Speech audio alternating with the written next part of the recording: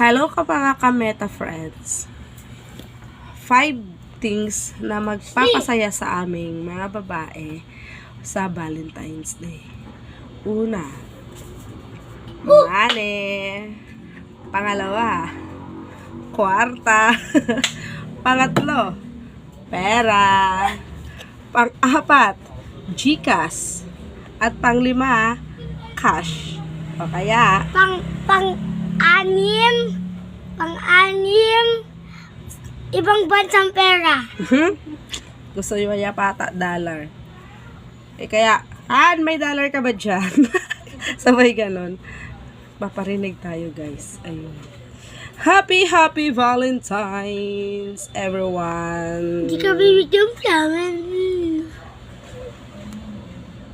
Paparinig na nga. Sabihin mo pa, hindi pa pinabigyan ng flower. Ang bakit mo Paparinig na nga eh. Hindi ka